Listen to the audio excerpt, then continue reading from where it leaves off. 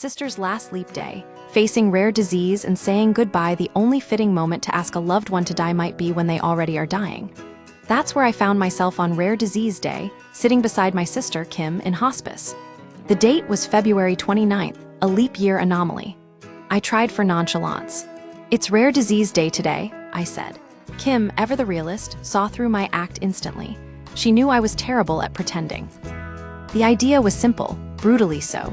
Kim was already fading from a combination of aggressive cancers, appendix, stomach, and a rare tumor on her ovary with a near-zero survival rate.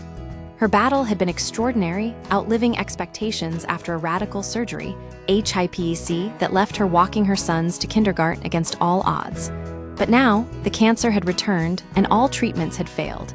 The question wasn't if she would die, but when. The hospital had given up on research for her condition, deeming it too rare to warrant effort. Chemotherapy only weakened her further. As she lay drugged in hospice, I floated the idea, "Isn't it interesting that it will be 4 years before your boys have to wake up on Feb. 29 again?" She called me out. "Are you suggesting I should try to die today?" I feigned offense, but we both knew the truth. It wasn't about wanting her dead. It was about a grim recognition that death was inevitable, and maybe, just maybe, a symbolic end on a day dedicated to rare conditions felt fitting. Kim had already stared down the barrel of death for years. She underwent a procedure so extreme it earned the nickname, the mother of all surgeries. She walked her kids to school after it. She beat the odds again and again. But the cancer kept coming back, each time more relentless than before. Her final stand involved experimental treatments that didn't work. Her body began destroying its own blood cells, forcing her onto constant transfusions. She joked about paying back the blood bank, and we turned it into a movement, a pint for Kim, a blood drive to honor her legacy. But even with transfusions, she was weakening.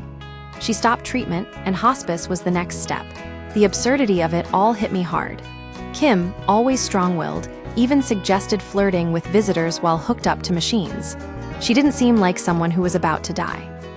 I asked the doctors why it was taking so long, and they admitted she was surprisingly healthy otherwise. A strong mind, lungs, and heart, but her body was giving out. Watching her slowly slip away was unbearable. Maybe part of me wanted it over, wanted the pain to end. So I asked her again on Feb. 29th, "I'll try to die today." She replied, "Okay." The next morning, she barely woke up.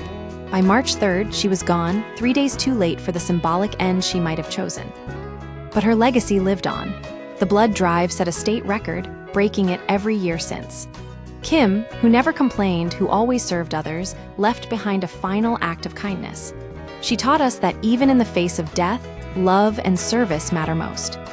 Her journal summed it up. "We are not here for ourselves. We are here to love and serve others." Kim's story is a reminder that even in the darkest moments, grace and selflessness can shine through.